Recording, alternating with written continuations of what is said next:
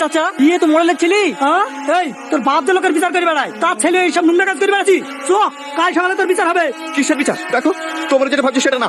আপনাদের কোনো ভুল হচ্ছে, টনির সাথে আমার কোনো সম্পর্ক নেই। চুপ কর, সম্পর্ক নাই তাদের দুনে কি করছিলে? না মানে চুপ, একদম মানে মিথ্যে কথা বলার চেষ্টা করবি নি। এই লিসা এদেরকে। এই ছুরি তলে তলে এত দূর তা তো জানতোক না। হ্যাঁ ভিলভিলি গরু পুয়াল খাওয়া জম। এই ছুরি তিস দুটেনি বাপের এইভাবে মান সম্মান ডুবালি। আর তুমি আবার কেমন ছেলে? বাপ গ্রামে মরলি করে বেড়ায় আর একটা গরিব মানুষের মেয়েকে নিয়ে ছিলিমিলি খেলতে তোমার লজ্জা করেনি?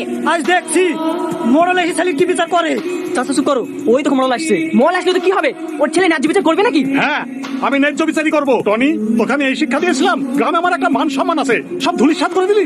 আজ তোকে আমার ছেলে বলে পরিচয় দিতে ঘৃণা হচ্ছে। আবার তুমি অন্তত আমাকে বিশ্বাস করো, আমি সালমা শাকিলের সঙ্গে দেখা করার জন্য গিয়েছিলাম। খবরদার, আমার ছেলের নামে কোনো মিথ্যা কথা বলবি না। এই শাকিল তোকেও কি বলছে রে? না আব্বা, আমি তো বাড়িতে ঘর থেকে বেড়াইনি। সবাই শুনলেন তো কি বললো?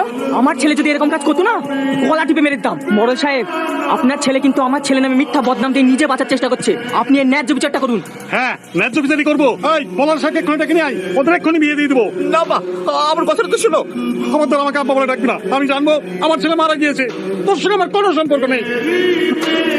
টনি যা কিছু হয়েছে সব কিছুর জন্য আমিই দায়ী। এই খবরদার, খবরদার আমাকে স্পর্শ করবি। শুধু তোর জন্য আমার আব্বার মান সম্মান ধুলোর সঙ্গে মিশে গেছে। আমি যেটা ভালোবাসতাম তাকে হারিয়েছি। আমি তোকে স্ত্রী বলে কোনোদিন মেনে নেবো না। তুই চলে যা, চলে যাবে জীবন থেকে। আমি কোথায় যাবো বলো? মা মরে যাওয়ার পর থেকে আব্বার সব বাবাকে সহ্যই করতে পারি না। তার জন্য আমি কি করবো? তোমাকে কিছুই করতে হবে না। তুমি আমাকে স্ত্রী হিসেবে নয়, একটা অসহায় মেয়ে হিসেবে আশ্রয় দিও। ঠিক আছে তুই এখন যা, আমাকে দেখা থাকতে দে। এত রাত পর্যন্ত কোথায় ছিলে? সে কৈফিয়ত কি তোকে দেবো নাকি? না না আমি সেই কথা বলছি না, আসলে বাড়ির মালিক এসেছিল ভাড়া চাইতে। ঠিক আছে কাল সকালে আমার সাথে কথা বলে নেবো। কি হলো, শুয়ে পড়লে যে? খাবা না? না খাবো না, আমি বাইরে থেকে এসেছি। জ্বালাসনি সর।